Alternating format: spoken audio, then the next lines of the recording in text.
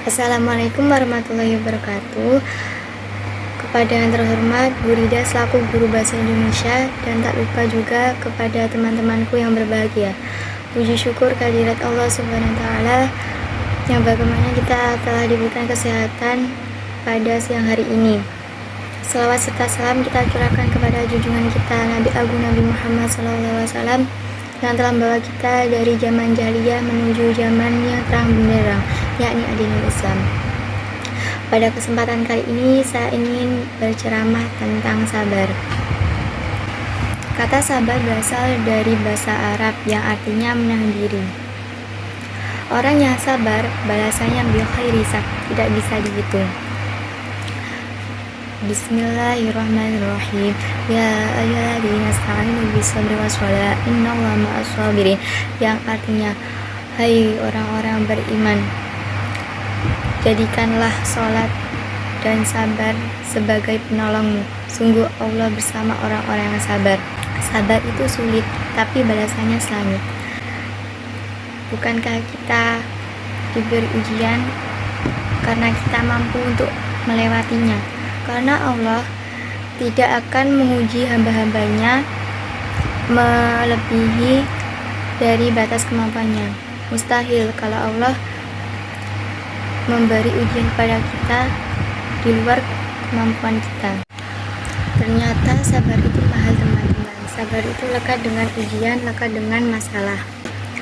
Bukankah kita saat mempunyai masalah kita bermohon kepada Allah agar cepat selesai masalahnya?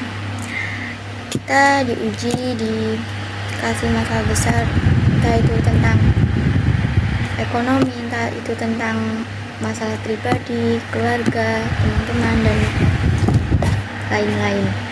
Kita diuji agar kita meminta pertolongan kepada Allah, agar kita ingat kepada Allah. Masalah seberat apapun kita harus menerimanya dengan ikhlas. Sungguh Allah bersama kita. Kita dapat berdoa kepada Allah minta pertolongan agar masalah cepat selesai, agar masalah diringankan oleh Allah.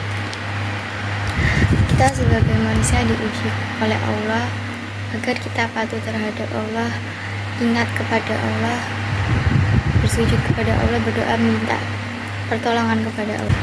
Ketika kita mempunyai masalah, kita tidak boleh berpikiran negatif.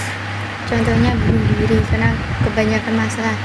Tanpa kita sadari, banyak orang yang mempunyai masalah lebih berat, lebih banyak daripada kita. Jadi kita sebagai manusia harus saling memberikan saran yang baik-baik kepada teman, keluarga, tentang baiknya kita bersabar, ikhlas dalam ujian apapun yang diberikan Allah. Sabar adalah suatu sikap menahan emosi dan keinginan.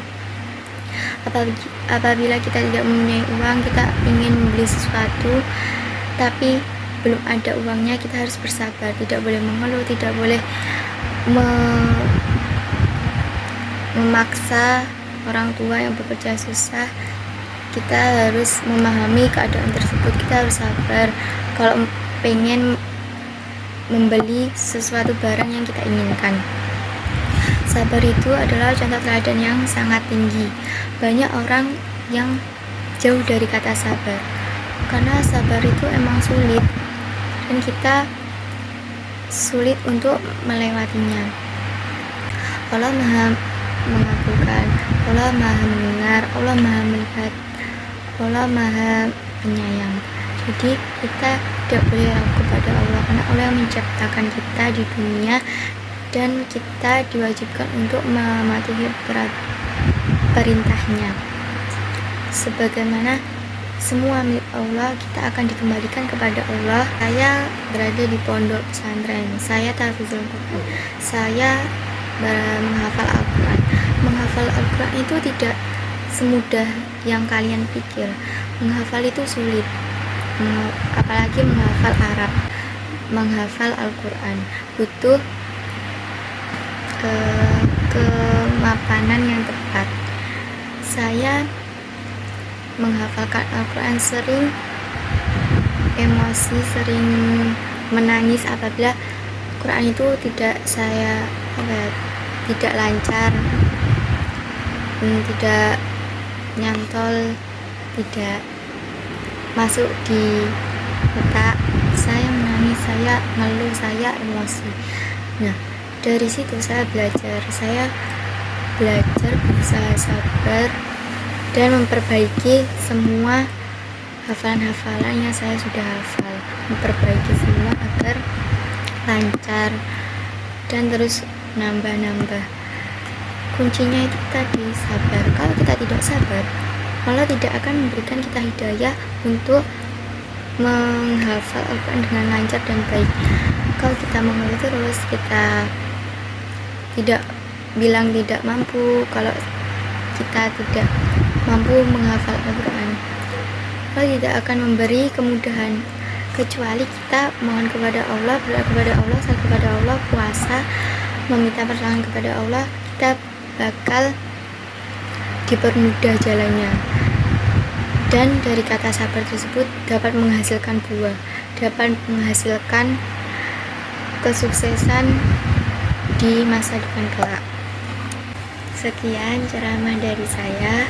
Mohon maaf apabila ada tutur kata yang salah. Wabillahi taufiq wal hidayah. Wassalamualaikum warahmatullahi wabarakatuh.